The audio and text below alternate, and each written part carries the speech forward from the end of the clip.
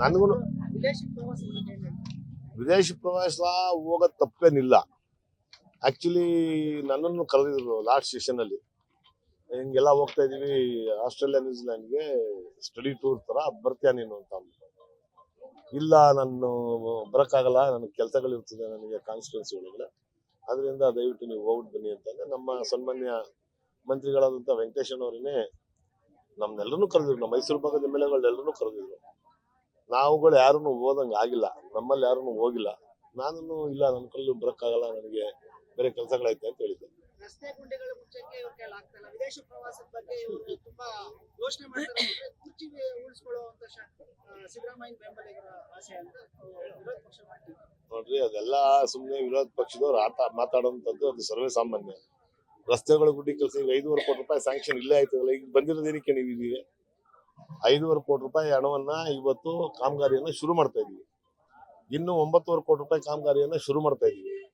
ಈಗಾಗಲೇ 35 ಕೋಟಿ ರೂಪಾಯಿ ಅಷ್ಟು ಅನುದಾನವನ್ನ SFC ಗ್ರಾಂಟ್ ಇಂದ ಈಗಾಗಲೇ ಇಡೀ ಕ್ಷೇತ್ರದಲ್ಲಿ ಯಾವ್ಯಾವ ವಾರ್ಡಲ್ಲಿ ಏನೇನ್ ಕೆಲಸ ಆಗ್ಬೇಕು ಅದೆಲ್ಲವನ್ನು ಮಾಡ್ತಾ ಇದೀವಿ. ಅಭಿವೃದ್ಧಿ ಕೆಲಸಗಳು ಏನಾಗಬೇಕು ಅದೆಲ್ಲವನ್ನು ಆಯ್ತಾಯ್ತೆ. ವಿರೋಧ ಪಕ್ಷದವ್ರು ಹೇಳ್ಬೇಕು, ಅವರು ಹೇಳೇ ಸಹಜ, ಅದು ಅವ್ರು ಹೇಳಿ ಬಿಡಿ, ತಲೆ ಹಾಕಿ ಕೆಲ್ಸ್ಕೊಬೇಕು. ಅದಕ್ಕೆ ಸಿಎಂ ಡಿ.ಕೆ. ಶಿವಕುಮಾರ್ ಅವರು ಕೂಡ ಒಂದು ಹೇಳಿಕೆ ಕೊಡ್ತಾರೆ. ಸಿದ್ದರಾಮಯ್ಯ ಅವರು ಸೂಕ್ತ ಸಮಯದಲ್ಲಿ ಅಧಿಕಾರ ಹಂಚಿಕೆ ಬಗ್ಗೆ ಒಂದು ಮಾತಾಡ್ತಾರೆ ಅಂತ. ಇದೆಲ್ಲ ನೋಡ್ತಾ ಇದ್ರೆ ಕಾರ್ಯಕರ್ತರ ಗೊಂದಲ ಸೃಷ್ಟಿ ಆಗ್ತದೆ. ಇನ್ನೊಂದು ಮಾತು ಹೇಳೋರೆ ಗೊತ್ತಾ, ಏನೇ ಮಾತುಕತೆ ನಡೆದ್ರು ಡಿ.ಕೆ. ಶಿವಕುಮಾರ್ ಅವ್ರು ಹೇಳಿರುವಂತದ್ದು ನನಗೂ CM ಇಬ್ರಿಗೂ ಗೊತ್ತು, ಹೈಕಮಾಂಡ್ ಅವ್ರಿಗೆ ಗೊತ್ತು ಅಂತ. ಅದ್ ನಮ್ಗೆಲ್ಲ ಗೊತ್ತಿಲ್ಲ. ನೀವು ನಮ್ಮನ್ನ ಪ್ರಶ್ನೆ ಕೇಳಿದ್ರೆ ನಾವೇನ್ ಹೇಳೋದು? ಕಾರ್ಯಕರ್ತರಲ್ಲಿ ಗೊಂದಲ ಆಗಲ್ವಾ? ಏನು ಗೊಂದಲ ಆಗಲ್ಲ. ನಮ್ಮ ಕಾರ್ಯಕರ್ತರು ಎಲ್ಲಾರು ಕರೆಕ್ಟ್ ಆಗವ್ರೆ, ಎಲ್ಲಾರು ಸ್ಟೇಬಲ್ ಆಗವ್ರೆ, ಯಾವುದೇ ಗೊಂದಲದಲ್ಲಿಲ್ಲ. ಎಲ್ಲಾ ಕ್ಷೇತ್ರಗಳಲ್ಲಿ ಏನ್ ಕೆಲಸ ಆಗ್ಬೇಕು ಆ ಕೆಲಸಗಳೆಲ್ಲವನ್ನೂ ಆಯ್ತೈತೆ.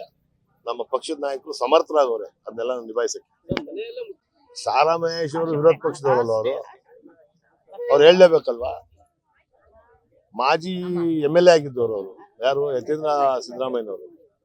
ಅವರು ಆ ಕಾನ್ಸ್ಟಿಟ್ಯೂನ್ಸಿಯನ್ನ ಅವ್ರ ಅಪ್ಪನಿಗೆ ಅಥವಾ ಕಾಂಗ್ರೆಸ್ ಪಕ್ಷದ ಒಬ್ಬ ಮುಖಂಡರಿಗೆ, ಒಬ್ಬ ದೊಡ್ಡ ನಾಯಕರಿಗೆ ತ್ಯಾಗ ಮಾಡಿದ್ರು. ಕಾಂಗ್ರೆಸ್ ಪಕ್ಷದ ಹೈಕಮಾಂಡ್ ಅವ್ರ ತ್ಯಾಗ ಮನೋಭಾವನೆಯನ್ನ ನೋಡಿ ಮೆಚ್ಚಿ ಅವ್ರಿಗೆ MLC ಮಾಡಿದ್ದಾರೆ. ಅದರಲ್ಲೇನು ತಪ್ಪಿದೆ? ಅವ್ರು MLA ಆಗಿದ್ದವ್ರು ತಾನೆ ಅವ್ರ ಹಿಂದೆ ಅದೇ ಕ್ಷೇತ್ರದಲ್ಲಿ. ಅದನ್ನ ಹೇಳಿದ್ರು ಅವ್ರ ಅಪ್ಪ ಅವ್ರಿಗಲ್ವಾ ತ್ಯಾಗ ಮಾಡಿರೋದು, ಬೇರೆಯವ್ರಿಗೆ ಮಾಡಿದ್ರ ಅಂತ ಅನ್ಬಿಡ್ತಾರೆ.